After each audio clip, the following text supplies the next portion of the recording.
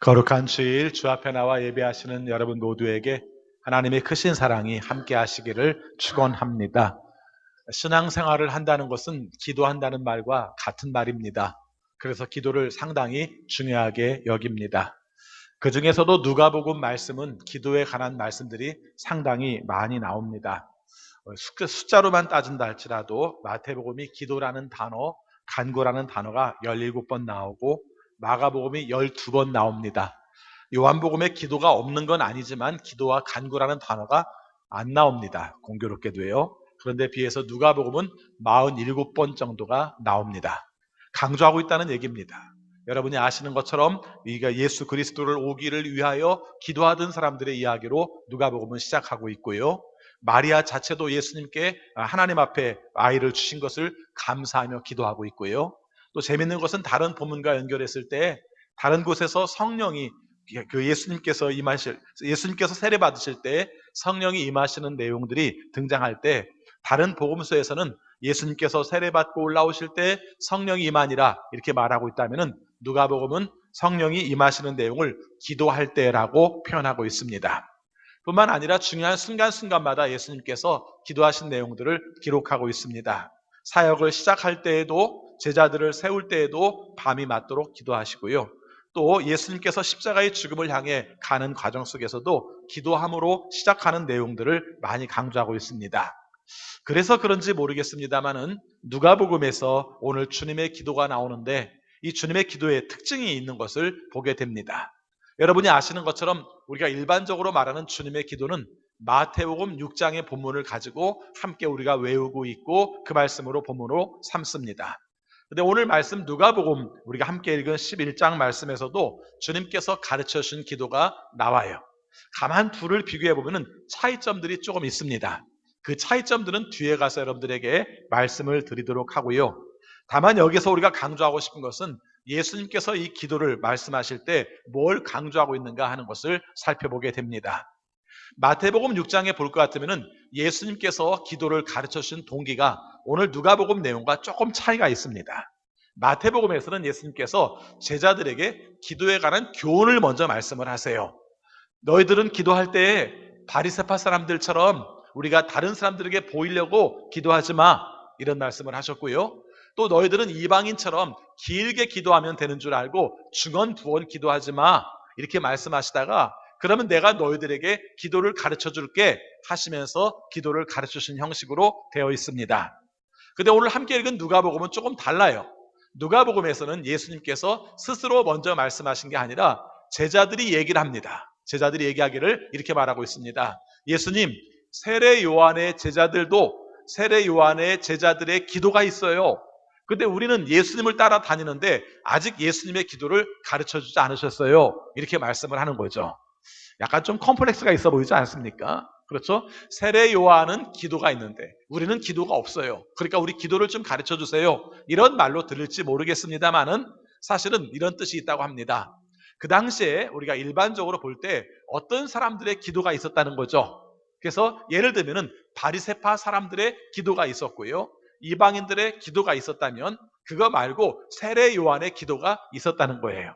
근데 그 기도라는 것은 사실은 하나님께 드리는 거기 때문에 누구의 기도든 그게 무슨 상관이 있겠습니까만은 근데 일반적으로 함께 모인 공동체가 추구하는 것, 우리 선생님이 우리에게 강조하는 것, 그것이 무엇인가가 기도에 오롯이 담겨 있다는 것이죠. 그렇게 생각한다면 주님께서 가르쳐 주신 기도의 내용은 조금 더 특별한 의미를 가지고 있습니다. 단순히 세례 요한도 기도를 가지고 있는데 우리도 기도가 있었으면 좋겠습니다라는 어떤 비교의식 가운데서 주어졌다는 말보다는 예수님이 뭘 가르치려고 하셨을까? 우리들에게 뭘 강조하려고 하셨을까? 여기에 초점을 맞춘 내용으로 볼 수가 있습니다. 자, 이런 관점으로 생각한다면 예수님의 기도는 곧 예수님께서 우리에게 강조하시고자 하는 내용이에요. 단순히 기도만 강조한 게 아니라 예수님께서 우리에게 말씀하시고자 하는 전체 생각, 사상, 살아가야 될 삶의 원칙 이런 모든 내용들이 담겨 있는 것이 바로 예수님의 기도다 이렇게 말할 수 있습니다. 자, 아까 마태복음에 나오는 예수님의 기도와 여기서 말하는 예수님의 기도를 차이점을 몇 가지 말씀을 드린다고 했는데 가장 중요한 것은 문장 자체가 누가복음이 짧아요. 마태복음은 7문장으로 되어 있는데 누가복음은 5문장만 되어 있습니다. 그래서 어떤 부분들은 아예 강조하지 않고 지나간다는 것을 볼 수 있습니다. 그러면은 오늘 말씀에서 예수님께서 주의 기도를 통해서 우리에게 가르쳐 주고 싶었던 내용이 뭔지 하나하나 우리가 살펴보도록 하겠습니다. 여러분, 기도에 있어서 제일 중요한 게 뭔 줄 아세요? 기도에 있어서 가장 중요한 건 여러분의 믿음도 아니고 여러분의 정성도 아니에요. 기도에 있어서 가장 중요한 건 뭐냐면 기도를 받으시는 분이 누군가에 대해서 정하는 겁니다. 그렇죠. 생각해 보시기 바랍니다. 여러분, 기도를 한다는 것은 기도 받을 분이 계시다는 거예요. 여러분이 기도를 하기 때문에 응답받는 게 아니라 하나님께서 여러분이 기도하실 때 응답하기로 약속하셨기 때문에 응답을 받는 거예요. 하나님께서 응답받기로 약속을 하지 않으셨으면, 응답적으로 약속 안 하셨으면 여러분의 기도도 사실은 소용이 없는 거예요. 그래서 오늘 내용 속에서 주님께서 가르쳐 주신 기도의 내용 중에서 맨 먼저 강조하는 것이 있다면 기도를 받으시는 분이 누구인가, 그리고 그분에 대해서 어떻게 정하고 있는가 하는 것입니다. 자, 여러분, 우리가 정말 매와 같은 눈으로 한번 살펴보세요. 우리가 기도를 받으실 분이 누구라고 써 있습니까? 컨닝 좀 해보세요. 누구라고 써 있어요? 아버지라고 써 있습니다. 하나님이라고 써 있는 게 아니라 아버지라고 써 있어요. 여러분, 우리가 하나님 아버지, 우리가 계속 늘 했던 말이기 때문에 이 말에 대해서 뭐 이렇게 차이점도 별로 못 느끼고 다 그 말이 그 말이지 라고 말할지 모르겠습니다만은 글로 기록이 된 것은 분명히 그 단어에 따라서 의미가 달라질 수 있는 것이죠. 자, 그 전에 한번 물어봅시다. 여러분, 하나님과 우리 관계 속에서 세상에서 요즘 말하는 갑을 관계로 말한다면 하나님이 갑이에요? 아니면 우리가 갑이에요? 반대로 얘기해 봅시다. 하나님이 을이에요? 우리가 을이에요? 세속적인 용어를 갖다 끌어들이면 여러분들이 다 당황하십니다. 한번 생각해 보시려 합니다. 일반적인 입장에서 바라본다면 하나님이 갑이에요. 그렇죠? 왜 하나님이 갑입니까? 하나님이 우리를 창조하셨고 우리를 구원하셔서 우리가 하나님의 백성이고 하나님께 소속된 사람이라고 본다면 우리가 을이에요. 그렇죠. 갑을 관계라는 게 그렇지 않습니까? 계약 관계 속에서 주도권을 가진 사람이 갑이고 거기에 상응해서 역할을 감당해야 되는 사람이 을이라고 본다면 우리의 삶은 하나님이 갑이고 우리가 을이라고 생각할 수가 있습니다. 그런데 가끔은 우리가 반대로 활용할 때도 있어요. 그래서 여러분이 갑이 돼요. 갑이 돼서 하나님을 끌어들여서 여러분의 필요한 것들을 채우려고 합니다. 그렇죠? 내가 갑이 되어서 하나님을 을로 삼아서 하나님, 내가 이런 일 좀 하려고 하니까 당신은 좀 나에게 좀 이렇게 도와주십시오. 이렇게 말을 하면은 하나님을 을로 보고 우리가 갑으로 보는 관계라고 생각할 수 있습니다. 그런데 여러분, 어떤 게 맞을까요? 하나님이 갑이고 우리가 을인 관계가 맞을까요? 아니면 우리가 갑이고 하나님이 을인 관계가 맞을까요? 저는 둘 다 아니라고 생각합니다. 어떻게 아니라고 말할 수 있겠는가? 오늘 주님께서 가르치신 기도에 대해서 바로 하나님에 대한 설정을 우리가 뭐라고 표현했는가를 보면은 알 수 있습니다. 아주 담백해요. 마태복음에서는 하늘에 계신 우리 아버지 이렇게 표현하는 데 비해서 누가복음은 아주 간단하게 하나님 명칭도 안 쓰고 뭐라고 하고 있습니까? 아버지 이렇게 말하고 있어요. 여러분, 아버지의 관계, 아버지와 자녀의 관계는 누가 갑이고 누가 을인가요? 이거 답이 없는 겁니다. 생각해보면 자식 입장에서는 아버지가 갑이야, 나는 을이야, 시키는 대로 해야 되니까 이렇게 말할지 모릅니다. 그런데요, 반대로 생각해 보시기 바랍니다. 아버지라는 분들은 아들이라는 이유 때문에, 딸이라는 이유 때문에 어떤 조건도 없이 보장도 없이 모든 것을 쏟아붓습니다. 그래서 그런 입장에서 바라본다면 여기서는 갑을 관계가 아닙니다. 오히려 쏟아붓고 나서 그것으로 말미암아 기뻐하고 쏟아부음으로 말미암아 변화된 것을 통해서 기뻐하는 관계가 바로 아버지와 자녀의 관계입니다.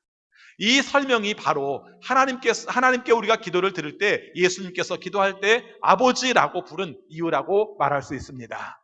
여러분, 이 내용을 통해서 기도의 관계가 새롭게 되는 것이죠. 우리는 하나님을 아버지라고 부르고 시작해요. 누가 갑이고 누가 을이고 이게 아니라 내 삶 속에서 필요한 것을 공급해 주시고 그것으로 말미암아 손해본다고 생각하시는 게 아니라 내 삶 속에 그것을 더 기쁨으로 여기시는 분이 바로 하나님이십니다라는 그런 고백으로 시작을 합니다. 이게 언어를 공부하시는 분들은 이런 얘기를 합니다. 여기서 아버지라는 말을 쓸 때 성경에 쓰여있는 단어가 헬라어로 되어 있음에도 불구하고 이 아버지라는 말은 아람어로 되어 있다는 겁니다. 그 당시 예수님이 함께 사셨던 그 시대적 배경 속에서 일상 언어로 썼던 말이 헬라어가 아니라 공용어는 헬라어고 그 당시 예수님이 썼던 말이 아람어로 보고 있는 것이죠. 그러니까 성경에서 일부러 번역을 하면서도 그 부분을 그냥 살려두고 있는 겁니다. 그래서 가끔 성경에 보면은 뭐 아바, 아버지 이렇게 표현하고 있습니다만은 엄격히 말하면 아바는 우리가 생각할 때 그 내용 속에서 아람어로 써 있는 것이고 아버지는 헬라어로 써 있는 것이죠. 근데 그 느낌이 굉장히 달라요. 그렇지 않습니까? 그래서 그것을 우리가 아빠로 번역하기도 하는데 여러분 우리 사투리로 한번 생각을 해봅시다. 그렇죠? 이북에서 오셨던 분들은 우리가 어머니를 부를 때 불렀던 말들이 있습니다. 제가 그게 평안도 쪽인지 함경도 쪽인지는 모르겠습니다만은 그분이 쓰는 말 중에 오마니 하는 말이 있어요. 그 오마니라는 말은 엄마, 어머니라는 느낌과 주는 느낌이 달라요. 그렇지 않습니까? 제가 어렸을 때 자랐던 동네에서는 어머니를 부를 때 엄니 이렇게 불렀어요. 느낌이 달라요. 그렇죠? 이건 어머니라고 쓰는 말과 느낌이 달라요. 이 말이 그렇게 돼 있다는 겁니다. 그래서 예수님께서 우리에게 기도를 가르쳐 주실 때 가장 친근한 언어로 우리가 표현한다면 아빠 뭐 이렇게 부르든지 이런 내용으로 부르는 그런 말씀을 하고 있는 겁니다. 그래서 아까 말씀드린 것처럼 가불관계의 문제가 아니라 나는 하나님을 그렇게 믿어요. 하나님과의 관계 속에서 이런 관계가 되기를 원해요 하는 것을 말합니다. 우리는 기도하면 기도의 내용에 있어서 뭘 주세요를 관심을 갖지 우리가 부르는 그 하나님에 대한 부분들을 놓칠 때가 참 많은데 예수님께서는 원래부터 우리가 기도를 받으시는 분에 대한 그 부름에 대해서 먼저 강조를 하신 겁니다. 여러분 이제 기도하실 때마다 먼저 한번 부르고 시작하세요. 그렇죠? 굉장히 무슨 형용사가 많이 붙어있는 말 말고 그냥 하나님을 부르고 싶은 말로 불러보세요. 아버지 이렇게 부르세요. 그리고 그냥 0.1초도 안 쪼고 그냥 기도하지 말고 이럴 때는 한 30초쯤 그냥 가만히 있어 보세요. 그때 느껴지는 느낌이 있지 않겠어요? 아버지. 그렇죠. 그런 가운데서 내가 드리고 싶은 말씀들을 드리는 겁니다. 두 번째입니다. 오늘 말씀에서 강조하는 내용이 하나님 앞에 우리가 어떤 기도를 드렸는가 한 내용을 예수님께서 가르쳐 주실 때 첫 번째 말한 내용이 하나가 뭐냐면은 그의 이름을 거룩하게 하여 주시고 이렇게 말을 하고 있습니다. 우리 주기도문에서는 아버지라는 말이 4번 나옵니다. 그렇죠? 맨 처음부터 아버지, 하늘에 계신 우리 아버지, 그 다음에 아버지의 이름을, 아버지의 나라가, 아버지의 뜻을 이렇게 말해서 아버지가 4번 나옵니다. 그래서 여성신학 하는 사람들은 그거 싫어해요. 가부장적인 아버지로 말을 해서. 그럼 뭘로 할 것인가? 이거 번역할 때 되게 고민한 부분이 그 부분이랍니다. 그렇죠? 한 20년 전쯤 이 번역을 새롭게 한 번역인데 여러분들은 지금도 안 외워도 세매지만 벌써 바뀐 지가 한 20년이 됐거든요. 근데 그 바꿀 때 고민한 게 그거였어요. 그럼 아까 말한 것 하늘에 계신 우리 아버지 거기는 원래 단어가 아버지가 맞고요. 그 다음부터 나오는 단어는 아버지의 이름을 아버지의 나라가 아버지의 뜻을 이라고 말한 부분은 사실은 원래 단어 속에는 아버지라는 단어가 나오는 게 아니라 우리식으로 말하면 당신의 이름을 당신의 나라가 당신의 뜻이 이렇게 번역하는 게 제일 맞는 말입니다. 근데 아시다시피 우리나라 사람들이 당신이라는 말을 아버지한테 당신하고 말하면 혼나요. 그렇죠? 예. 너라는 말보다는 높임말이지만 우리는 그 예사 높임말 정도는 안 된다고 생각해서 극존칭으로 높여야 될 말을 써야 되는데 그 말이 적합하지가 않은 겁니다. 그래서 여기서도 나온 말이 바로 그의 이름, 그의 나라 이렇게 말한 부분이 이런 뜻이에요. 왜 이 말씀을 드리냐면요. 그의 나라가, 그의 이름이 높아지기를 원합니다. 당신의 나라가 높아지기를 원합니다. 이렇게 말했을 때 저는 이런 질문을 드리고 싶어요. 여러분이 하나님의 이름을 높여드리지 않으면 하나님의 이름은 낮아지나요? 여러분이 하나님의 이름을 높이면 하나님의 이름이 그때서야 이름이 높아지나요? 그건 아니에요. 그렇죠? 여러분들이 어떻게 살아도 하나님의 이름이 좀 다른 사람들에게 더럽혀진 이름으로 불려질 수는 있겠지만 그러나 하나님의 이름 자체의 거룩함이 없어지는 건 아니에요. 그러면 이 말뜻은 어떤 뜻인가를 우리가 살펴볼 필요가 있습니다. 사실은 이 말씀의 근거가 에스겔서 36장에 보면은 이 말씀의 근거가 있어요. 사실은 나라들이 다 빼앗기고 포로되어서 잃어버린 백성들이 되었어요. 그래서 하나님의 이름을 부르는 일조차도 없게 돼버린 것이죠. 근데 하나님께서 그 모든 백성들을 다 불러 모음으로 말미암아 하나님의 이름이 하나님에 의해서 거룩하게 되었다는 내용 속에서 이 말씀이 나온 겁니다. 쉽게 말하면 하나님의 이름은 원래 거룩해요. 그리고 하나님의 이름은 하나님에 의해서 거룩해지는 것을 우리는 알아요. 근데 오늘 이 말씀을 기도로 삼으라고 말한 이유들은 여러분 모두가 하나님의 이름이 거룩함을 알기 바랍니다. 여러분이 하나님의 거룩한 이름들을 깨닫기 원합니다. 그래서 그 거룩한 이름을 부르며 하나님의 은혜를 경험하기 원합니다. 라는 그런 뜻이 담겨 있어요. 또 한 가지는 굉장히 조금이긴 하지만 이 내용 속에서 여러분의 사는 삶이 하나님의 이름을 거룩하게 하는 삶이었으면 좋겠어요 라는 뜻도 조금 있어요. 그렇죠. 기왕에 사는 것, 하나님의 이름을 더럽히는 삶을 사는 것보다는 하나님의 이름이 높여질 수 있는, 하나님의 이름이 영광스럽게 될 수 있는 삶을 사는 건 좋은 거니까 이런 뜻들이 담겨 있는 겁니다. 근데 더 깊은 의미로 볼 것 같으면 어디에 있냐면 그 다음 문장에 있습니다. 그의 나라가 오기를 원하는 내용이죠. 여기 보면은 그 나라를 오게 하여 주십시오 라고 말씀하고 있습니다. 그 이름이 거룩하고 그 나라가 오게 하는 것, 그래서 하나님의 나라가 이루어지는 것이 주님께서 가르쳐 주신 기도의 목적이라는 것입니다. 여러분 생각해 보면은 기도의 의미가 여러 가지 가질 수 있습니다. 내 소원이 이루어지는 것을 목적으로 가질 수 있겠지만 사실은 주님께서 우리에게 기도를 가르쳐 주셨을 때는 가장 큰 이유가 뭐냐면 하나님의 나라가 너희들에게 임했으면 좋겠어. 너희 사는 곳이 하나님의 나라가 임하기를 원해서 기도하도록 해. 이런 뜻을 가지고 있는 거예요. 그러면 여러분 우리가 질문해야 됩니다. 하나님의 나라가 임한다는 건 뭐예요? 그렇게 말합니다. 오늘 마침 일부 예배 시간에 찬양을 하시는데 이 내용을 알고 하셨는지 아니면 준비해 놓은 게 정확하게 맞아떨어졌는지 모르겠는데 오늘 일부 예배 시간에 찬양 내용 중에 가사가 이런 게 있어요. 죽어야 사는 것이 하나님의 나라다 하는 말을 하더라고요.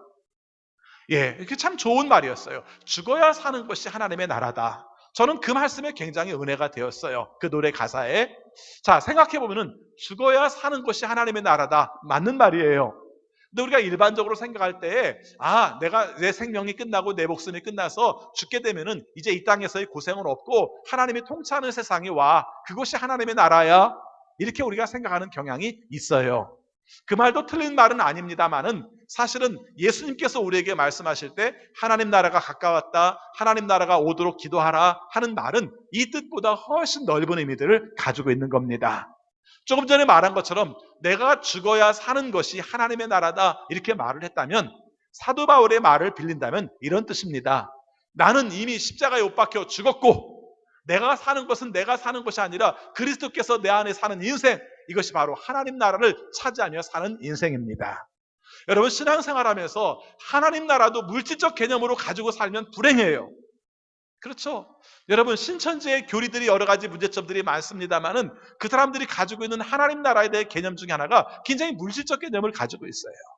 14만 4천 명이 채워지면 지상천국이 이루어지게 된다. 여기까지는 우리가 비슷해요. 근데 그 다음 나오는 내용이 이렇게 갑니다. 저 삼정백조 다 내 거야. 이렇게 갑니다.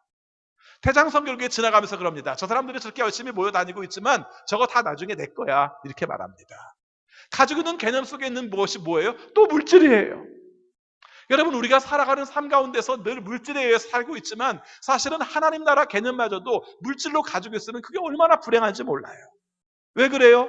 내 삶 속에 하나님께서 이루시는 뜻을 경험하고 하나님께서 내 삶 속에 이루시는 뜻을 통치를 경험하는 것이 하나님의 나라인데 그걸 경험하지 못하니까 오히려 더 힘든 삶을 살아요. 생각해보면 뒤에서도 이 말씀이 더 부연 설명이 되겠습니다만은 이 세상에 살아가는 삶 가운데서 우리가 왜 힘든가 생각해보니까 많이 가지지 못해서 힘들다고 생각을 해요. 근데 사실은 많이 가지지 못해서 힘든 게 아니라 많이 가지지 못한다고 생각해서 채우려고 하다 보니까 그게 오히려 우리를 힘들게 하는 거예요. 이것을 우리가 깨닫게 되면 하나님의 나라에 대한 생각들이 달라지게 되고 우리의 삶 속에서 하나님께서 통치하시는 나라, 하나님께서 주장하시는 나라, 하나님께서 역할을 감당하게 하시는 나라, 이것이 우리의 삶 속에 얼마나 기쁨이 되는 나라인가를 알 수 있을 것입니다.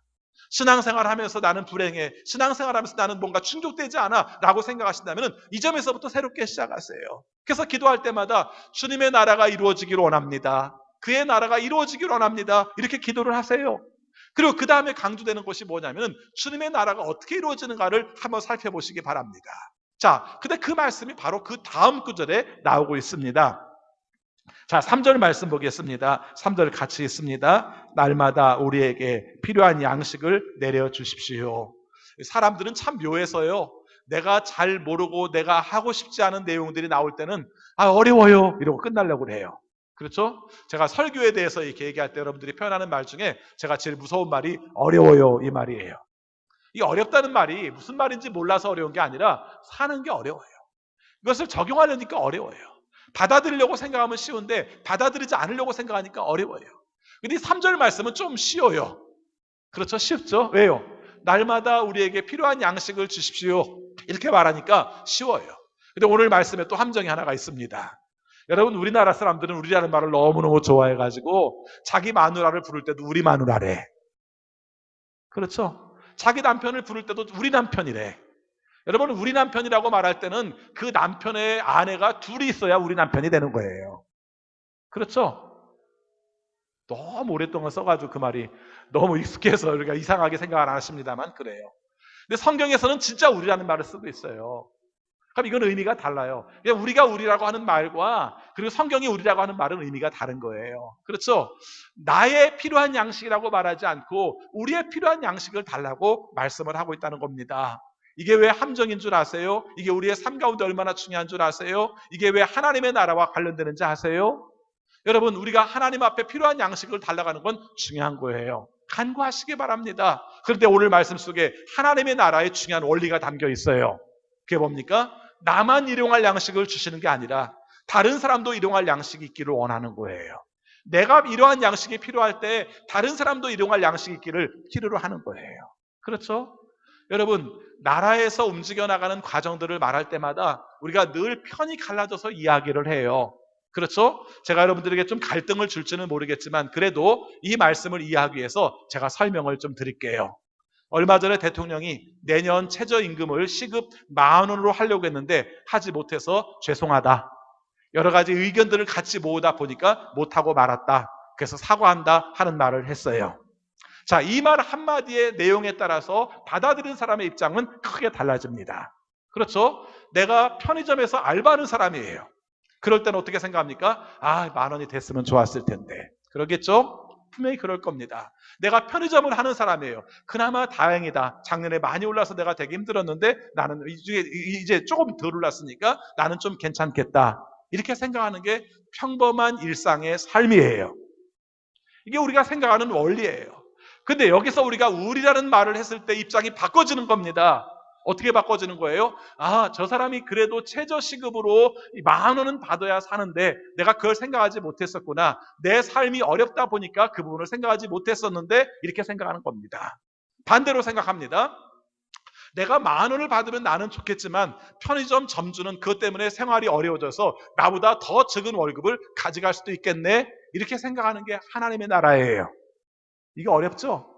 여러분, 우리의 삶 속에서 이렇게 이론적으로는 쉬울지 모르지만 실제적인 삶 가운데서 내가 필요한 양식이 필요한 것처럼 다른 사람에게도 그 일용할 양식이 필요합니다라는 것을 생각하는 나라가 하나님의 나라라는 거예요. 근데 우리는 이 부분에 대해서 모른다고는 말하지 않아요. 다른 사람은 신경 안 쓴다고 말하지도 않아요. 다만 우리의 삶 속에서 그래도 내 배가 불러야 다른 사람을 신경 쓸 수 있지라는 그런 사고방식을 가지고 있어요. 그런데 그런 하나님의 나라는 우리의 삶 속에 이루어지지 않아요. 내가 넉넉해서 남에게 줘야 된다고 하는 사고방식 속에는 하나님의 나라가 이루어지지 않아요. 하나님의 뜻 가운데서 너와 나가 함께 더불어 사는 삶 가운데서 하나님이 주신 것으로 함께 필요할 양식을 먹고 살 수 있는 세상이 되어야 한다고 생각하는 것이 하나님의 나라의 원칙이라는 거예요. 그러니 얼마나 어려워요. 3절 말씀마저도 쉬운 말씀이 아닌 거예요. 그렇죠. 우리의 삶 속에서 더불어 함께 믿고 살아가는 삶의 과정들이 모든 사람들 삶 속에서도 함께 갈 수 있는 마음까지 가져야 이게 하나님의 나라다 이렇게 말씀하고 있는 거예요. 여러분, 오늘 우리의 삶 속에서 이 부분을 늘 생각해 보시기 바랍니다. 여러분, 우리의 마음속에 만족이라는 게 어떻게 있어요? 그렇죠. 채워도 우리는 만족이 없어요. 근데 반대로 다른 사람을 안타깝게 여기고 다른 사람을 불쌍히 여기고 그래서 그 사람이 뭔가를 줘야 될 것을 내가 충족시킴으로 말미암아 얻는 기쁨은 우리에게 있는 거예요. 하나님의 나라는 그렇게 오는 겁니다. 자, 그 다음 내용입니다. 여러분, 이 내용은 더 어려워요. 4절 말씀 보겠습니다. 우리 같이 읽겠습니다. 우리의 죄를 용서하여 주십시오. 우리에게 빚진 모든 사람을 우리가 용서합니다. 아멘. 여러분, 이 말씀의 뜻을 여러분 잘 아실 거예요.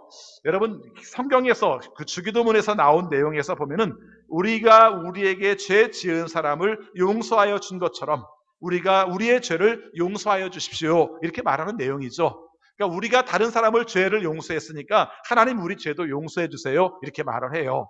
근데 세 번역은 재밌게도 하나님께서 우리에게 하시는 것은 죄의 용서로 말을 해주고 있고요. 우리가 다른 사람들을 용서한 것은 빚진 것으로 표현을 하고 있습니다. 왜 그런가? 개역 성경에서 우리가 번역하는 과정에서 세 번역에서 진짜 중요한 문제가 바로 이 문제인데요. 원래 써 있는 단어가 죄라는 단어보다는 빚진 것, 용서라는 단어보다는 탕감한 쪽에 가까운 단어를 쓰고 있기 때문에 그래요. 다만 그러면 예전의 개역성경은 왜 그렇게 안 썼는가? 앞에 죄로 나왔고 용서로 나왔으니까 뒤에 있는 것도 죄로 받고 우리가 용서로 받는 것이 바람직하다고 생각한 겁니다.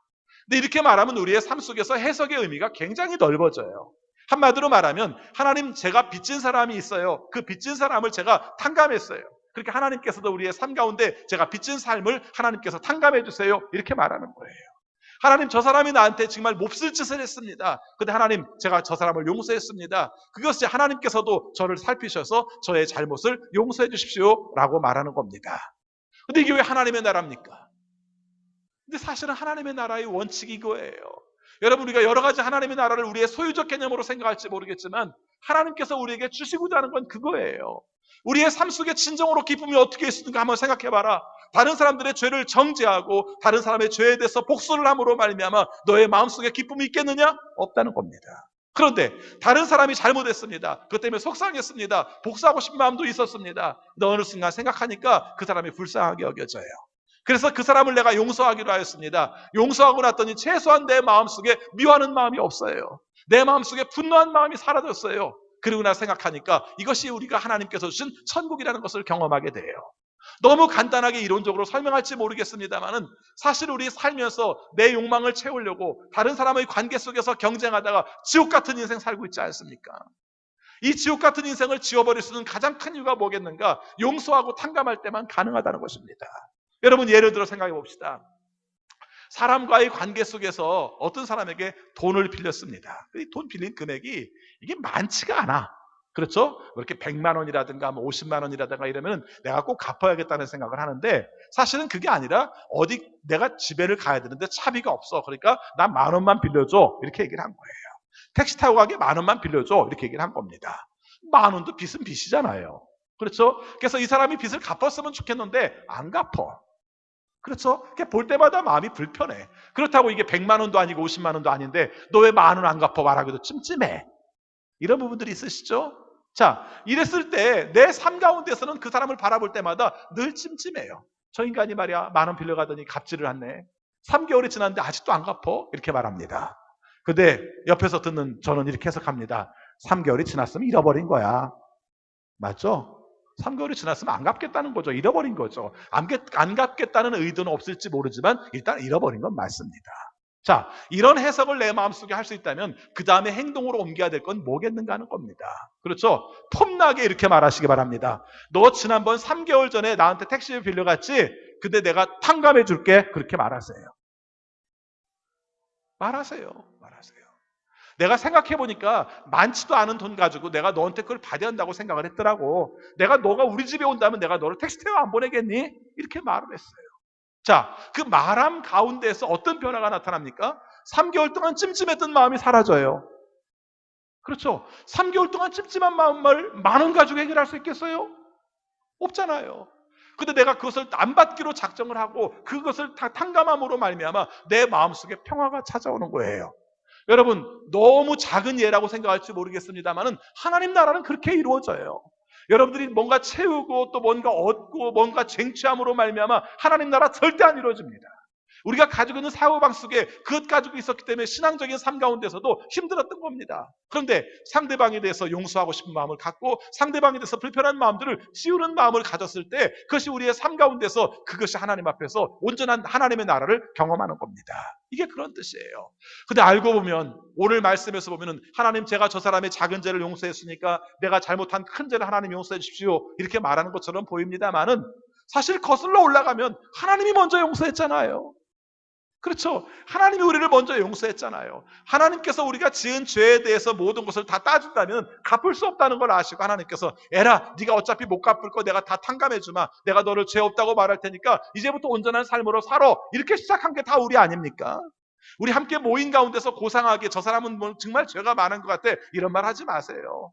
알고 보면 하나님께서 우리의 삶 가운데 다 똑같아요. 사실 우리 알고 보면 50보 52보예요. 그렇죠? 50보 100보도 아니고 50보 52보예요. 다 비슷한 사람끼리 내가 조금 더 잘난 것처럼 말하지 말고 상대방에 대해서 용서할 수 있는 마음을 가질 때 거기에 임하는 하나님의 나라를 경험하라는 것입니다. 이게 바로 주기도문의 의미예요. 마지막입니다. 4절 후반부 보겠습니다. 같이 있습니다. 우리를 시험에 들지 않게 하여 주십시오. 이렇게 말합니다. 여러분은 여러분의 인생을 다 여러분이 선택해서 사는 건 아니잖아요. 여러분이 선택하지 않았는데 오는 경우가 있어요. 이때 잘 결정하는 게 우리가 지혜예요. 그렇죠? 여러분, 예를 들어서 제가 말씀을 드릴게요. 내 삶 가운데서 어떤 불편한 사람이 하나가 있습니다. 그런데 어떻게 공교롭게도 엘리베이터를 탔는데 딱 둘이 마주쳤어. 딴 사람도 아무도 없어. 둘만 있어. 엘리베이터가 높아 25층이야. 그렇죠? 여러분, 어떻게 할 겁니까? 평상시에 불편했기 때문에 말을 붙이고 싶지 않아요. 그렇죠? 서로 등들리고 싶어요. 그러고 마음이 생기겠죠? 뭐 저 사람 평상시도 안 좋았는데 내가 저 사람한테 뭐 아는 척할 필요가 뭐가 있겠어? 내가 서로 좀 불편하게 함으로 말미암아 저 사람을 더 찝찝하게 해야지, 이런 마음을 가질 수도 있어요. 그렇죠? 그리고 내렸습니다. 25층에서 내렸습니다. 그리고 나서 나의 마음속에 들 때 통쾌하다. 저 인간에게 내가 고립감을 줬으니 통쾌하다. 이렇게 생각할까요? 그리고 만약 이렇게 생각했다면 그곳에는 하나님의 나라가 없습니다. 그런데 불편한 관계입니다. 그런데 엘리베이터를 탔습니다. 순간적이에요. 여러분, 인생은 언제나 순간적으로 결정해야 될 때가 많아요. 그렇죠? 그 짧은 시간, 25층이라고 표현을 했습니다만은 엘리베이터로 따진다면 시간이 별로 길지도 않은 시간이에요.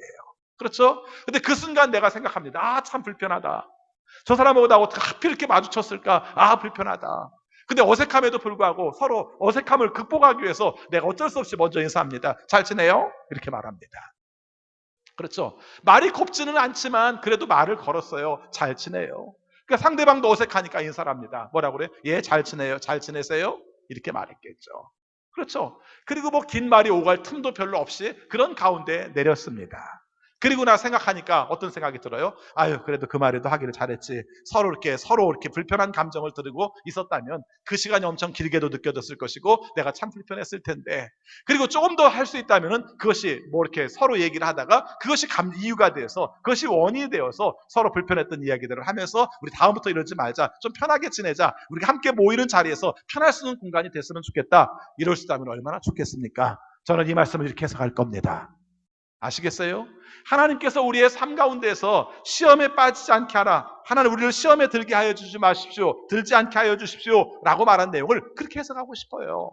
내 삶 속에 결정을 해야 될 때, 최종적인 결정을 해야 될 때, 순간적인 결정을 해야 될 때 우리가 그때 주님께서 지혜를 주셔서 주님이 원하시는 것으로 결정하기를 원합니다. 이게 바로 하나님 나라를 맞이하고 하나님 나라를 이루면서 사는 삶의 자세라는 것을 말씀드리고 싶습니다.